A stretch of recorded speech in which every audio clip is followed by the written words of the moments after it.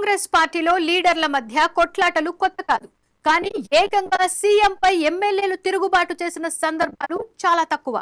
ఒకప్పుడు కాంగ్రెస్ పార్టీలో వైఎస్ రాజశేఖర్ రెడ్డి నిత్య అసంతృప్తవాదిగా పేరుపడ్డ లీడర్. ఆయన సీఎం అయ్యాక తెలంగాణ ప్రజలకు, కార్మికులకు, బస్తీ జనాలకు జరుగుతున్న అన్యాయాలపై కాంగ్రెస్ పార్టీలోనే ఉంటూ ఆ పార్టీ ప్రభుత్వంపైనే కొట్లాడిన మాస్ లీడర్ పీజేఆర్. ఇప్పుడు మనం చెప్పుకోబోయే లీడర్ కూడా అధికార పార్టీలోనే ఉంటూ ప్రభుత్వ పెద్దలనే డైరెక్ట్ గా టార్గెట్ చేసుకొస్తున్నాడు. ఓవైపు తన బాధ చెబుతూనే మరోవైపు ప్రజల కష్టాలపై ప్రశ్నిస్తున్నాడు. మరి ఈ వ్యక్తిని వైఎస్ఆర్, పీజేఆర్లతో పోల్చవచ్చో లేదో తెలియదు, కానీ ప్రస్తుతం ఆయన పేరు మాత్రం తెలంగాణ ప్రజలకు పరిచయం చేయాల్సిన పని లేదని గట్టిగా చెప్పగలను. ఆయనే కోమటిరెడ్డి రాజగోపాల్ రెడ్డి. సరే, ఒక్కసారి ఈ వీడియో చూసి ఆయన బాధ ఏంటో మాట్లాడుకుందాం.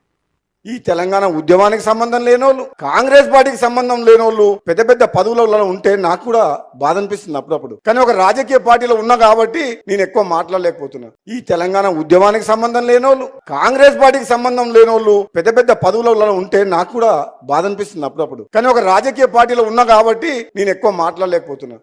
చూసారుగా, తెలంగాణ ఉద్యమానికి కాంగ్రెస్ పార్టీకి సంబంధం లేనోళ్లు పెద్ద పెద్ద పదవుల్లో ఉన్నారని రాజగోపాల్ రెడ్డి బాధపడుతుందట. అంటే తరచూ బీఆర్ఎస్ నాయకుల నోటి నుంచి ఈ మాట మన సీఎం రేవంత్ రెడ్డి గురించి అనడం వింటూ ఉంటాం. ఇప్పుడు పరోక్షంగా కాంగ్రెస్ సీనియర్ నేత కోమటిరెడ్డి రాజగోపాల్ రెడ్డి అనడం సంచలనంగా మారింది. పార్టీలో, ప్రభుత్వంలో తనకు ఆశించిన స్థానం దొరక్కపోవడంతో వెళ్లగక్కుతున్న అసంతృప్తిగా దీన్ని చూడాలా? మరి గతంలో బీజేపీలో చేరిన సమయంలో రేవంత్ రెడ్డిపై చేసిన ఆరోపణలను ఇప్పుడు కాంగ్రెస్ లోనే ఉండి ఇండైరెక్ట్ గా రిపీట్ చేస్తున్నారనుకోవాలా? ఆయన ఉద్దేశం ఏంటో మరి. సరే, ఇది పక్కన పెడితే రాజగోపాల్ రెడ్డి ప్రజల కష్టాల గురించి ఏం మాట్లాడారో కూడా ఓసారి చూద్దాం. ఉన్నోడేమో 100 రెట్లు 1000 రెట్లు పెరిగిపోయిండు, లేనోడేమో కొంప కూడా వస్తుంది. వానికి 5 లక్షలు ఇస్తేందుకు 500 రూల్స్ పెట్టిర్రు, వాడేమో లక్షల కోట్లు దోసుకుంటారు. పైన ఉన్నోడేమో లక్షల కోట్లు దోసుకుంటారు. 5 లక్షలు ఇస్తేందుకేమో 500 రూల్స్ పెట్టింది. సగం ఇల్లు రాగానే బిల్లు రాలేదంటారు. పాత ఆటో ఉన్నా, వెనకడ ట్రాక్టర్ ఉన్నా నీకు బిల్లు ఇవ్వమంటారు. అది ట్రాక్టర్ నడిచేది లేదు, జీపు నడిచేది లేదు, అది ఎప్పుడు ఫైనాన్స్ వాళ్ళు గుంజుకపోయారు, అది ఎప్పుడు ఆయన పేరు మీద ఉందంటే నీకు ఇల్లు క్యాన్సల్ అంటారు. ఇదెక్కడ న్యాయం? ఉన్నోడేమో 100 రెట్లు 1000 రెట్లు పెరిగిపోయిండు, లేనోడేమో కొంప కూడా వస్తుంది. వానికి 5 లక్షలు ఇస్తేందుకు 500 రూల్స్ పెట్టిర్రు, వాడేమో లక్షల కోట్లు దోసుకుంటారు. పైన ఉన్నోడేమో లక్షల కోట్లు దోసుకుంటారు.